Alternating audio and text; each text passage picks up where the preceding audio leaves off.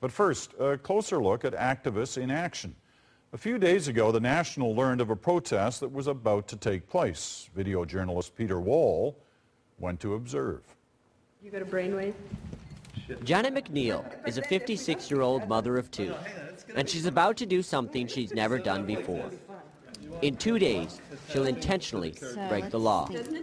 I'm not too worried about going to jail. I'm not interested in going off to jail for 5 years or anything like that. I'm not crazy or anything.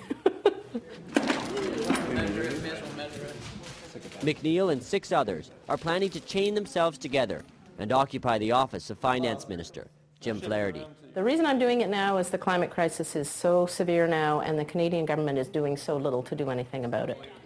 And I'm a mother. Now I think about grandchildren. You know, what's going to happen when my kids have kids? She says she's resorting to this extreme form of protest because the polite stuff isn't working. I've been doing environmental work, and I've been writing letters and, you know, campaigning for pesticide bylaws and things like that. And this just seems like a natural evolution to me, to do the next thing. But the next thing requires planning and practice.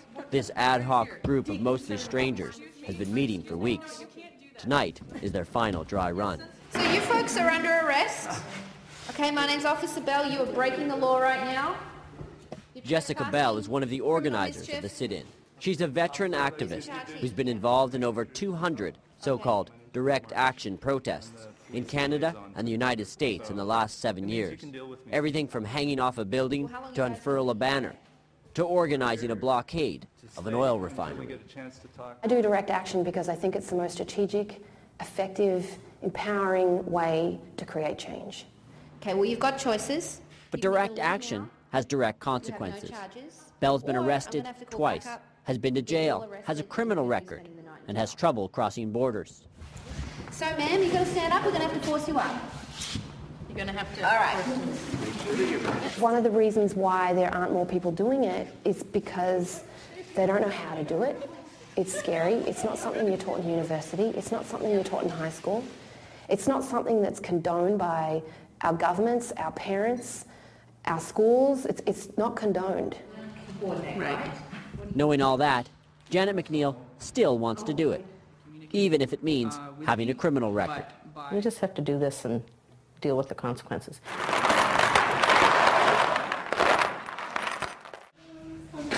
It's 6:30 a.m., the day of the protest. You guys need to get your diapers on. If you haven't got them on already, they're over here.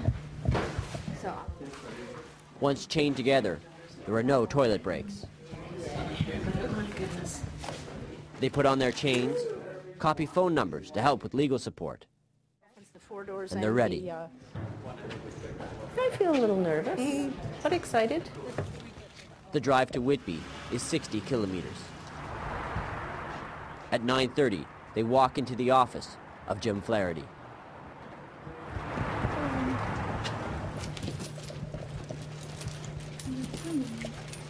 We want you to know that this is just a completely peaceful occupation.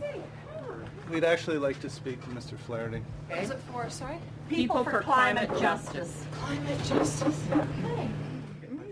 For Janet McNeil, once a parole officer for 4 years, it's a major step. It's good. We're staying. I'm going to stay until we hear from Mr. Flaherty. And it feels good to be here. After 30 minutes, the group's supporters show up, as do the police. A few local media arrive. There have been ramifications discussed, but we're trying to avoid any arrests at this moment. The group is told Flaherty won't speak to them. They do speak briefly to his chief of staff. He wants them to agree to leave if he hears them out about their concerns. They don't agree, and they don't leave. We've negotiated that they can stay inside as long as it's peaceful. The people inside, the secretary has allowed them to stay. But they're told if they don't leave at 4:30 when the office closes, they'll be arrested.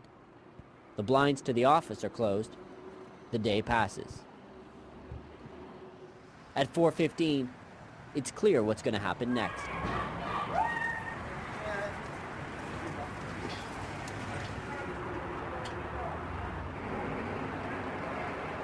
No problem. I sort of wanted to be dragged out, and I didn't pull that off. Thank you for your cooperation. Well, I was disappointed in myself because I had intended to be less compliant, shall we say, on the way out the door. Come on, Janet. We'll be okay.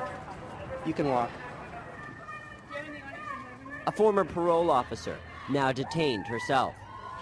And how does it feel? Powerless is the way it's meant to make you feel, I guess.